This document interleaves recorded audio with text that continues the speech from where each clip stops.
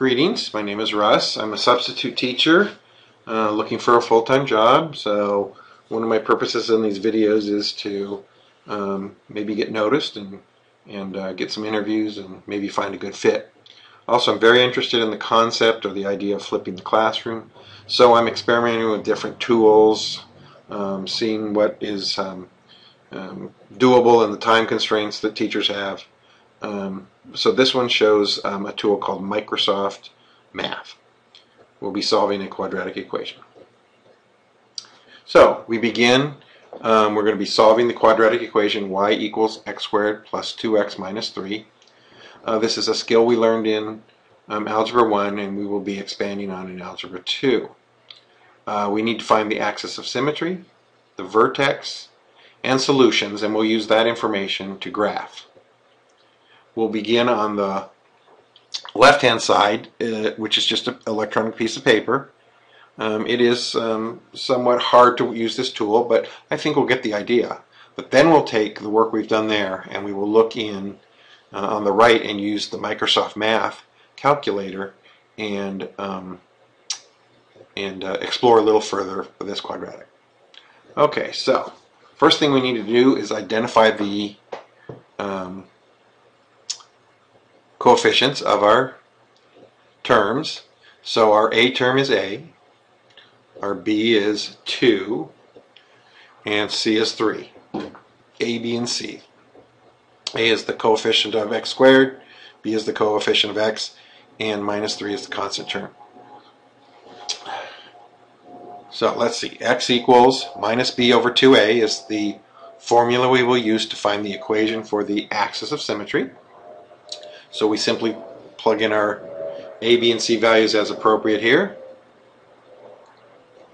And we do a little bit of arithmetic and we get negative 2 over 2 equals negative 1. So we know x equals negative 1 is the formula for our axis of symmetry. So I'm going to move over here to the right and just record our answer for use later.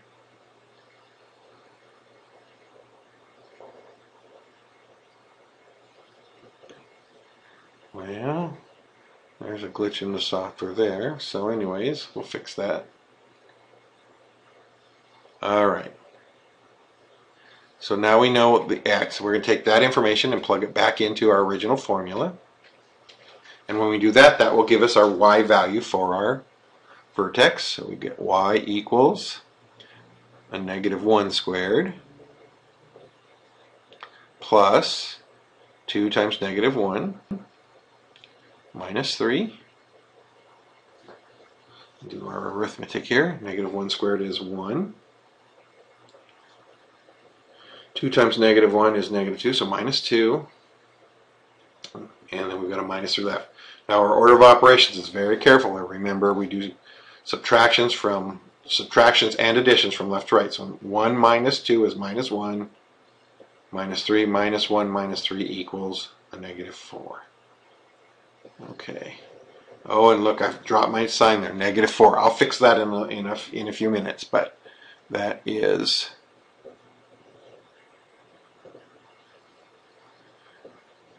I picked the wrong pin again.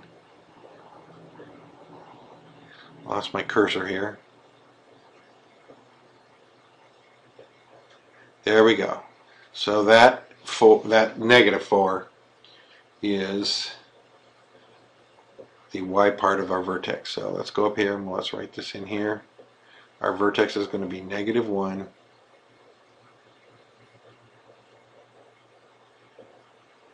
And it's negative 4. And I'll fix that here in a minute.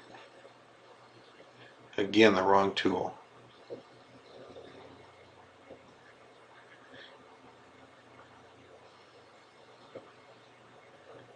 So there's our negative 1 and our negative 4 for our vertex. And then finally, we need to find our zeros. To find our zeros, we need to factor. To factor a quadratic, we use our tool that we learned, negative, or the tool that, or the method, I guess we should say, to factor is the magic x.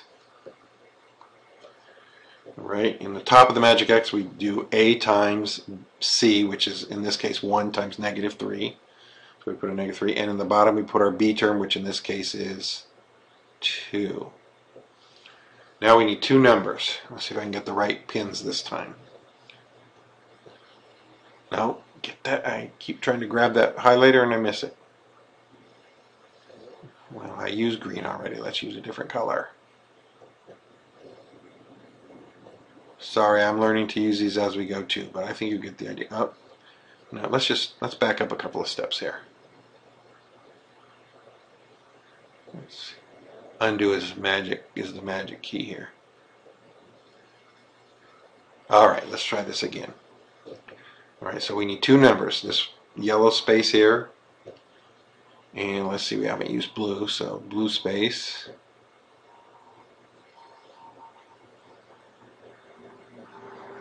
Alright, we need two numbers. When we multiply those two numbers together, they will equal negative 3, and when we add them together, they need to equal 2. So we don't have a lot of choices here. The only factors of 3 are going to be 1 and 3. So we just need to get 1 and 3 in here, and then we need to get the signs right. So let's see. The bigger the numbers need to be positive, so the smaller is going to have to be negative. So we need negative 1. So let's double check here. Negative 1 times 3 is negative 3, and negative 1 plus 3 is positive 2. So that's right. So that tells us that y equals x minus 1 times the quantity x plus 3. Alright, so now we set this equal to 0, and when we set the y equal to 0, we will end up with two problems. Either x minus 1 has to equal 0, or x plus 3 has to equal 0.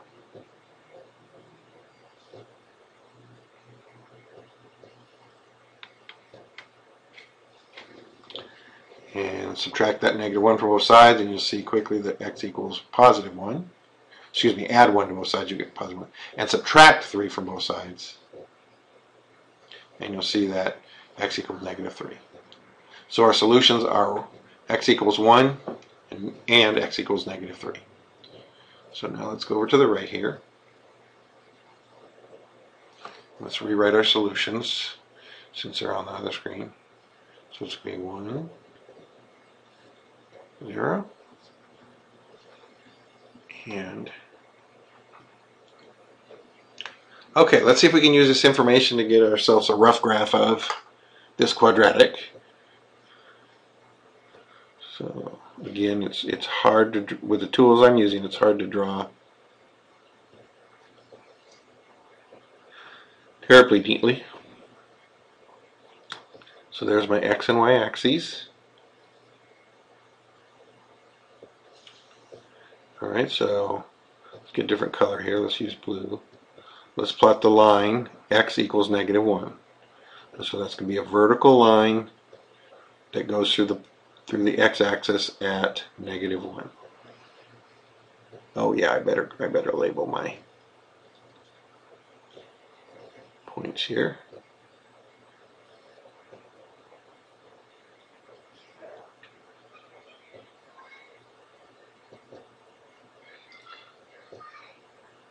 Okay.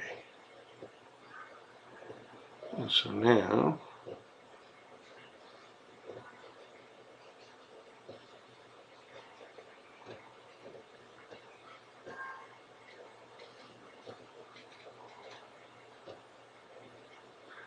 okay, so there's our axis of symmetry, the line x equals negative 1. And now finally I realized that that should be a negative 4. So let's draw negative 1, negative 4. The point 1, 0 of our solutions, and the point negative 3, 0. And then we'll draw the best smooth curve through there we can. And again, this is hard. This is the tools I use here. This is really hard to do. But there you go. You have a There we go, got the arrow right. We have a really rough depiction of our parabola, or the graph of the quadratic that we started from. Now let's go over here to the right. Let's see if we can use this tool. So we're going to enter in over here the formula y equals x squared plus 2x minus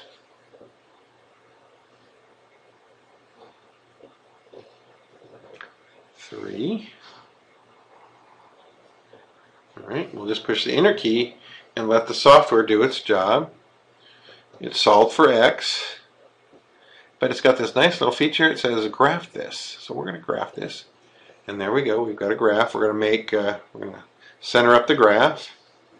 And lo and behold, look at here. I'm going to zoom in a little bit. We have a graph that looks very much like the one we drew. Our vertex is at -1, -4. Our zeros are at 1, 0, and at -3, 0. And it did a much better job of drawing a smooth curve. Now, we can do one more thing. Let's draw a table here. Or let's create a table. And let's see, we'll go from starting at -4 on the x-axis up to 2 on the x-axis. And then how many points do we want to do? 1, see, 1, 2, 1, 2, 3, 4, 5, 6, 7. We'll do 7 points. And then we can look at the values here. It's a little small, I know it's hard to see here, but you can see we can verify that when it's -4, it's fine. Let's see if we can scroll up there a little bit. There we go. Hey, where'd my table go? Okay, let's create it again. To figure out what that was. So we want -4 up to 2, 7 points.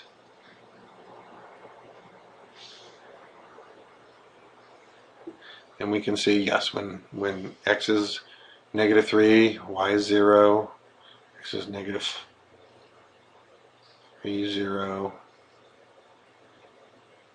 x is 2, it's -3, so on and so forth, so we can verify. So now we've used this Microsoft tool to create our graph.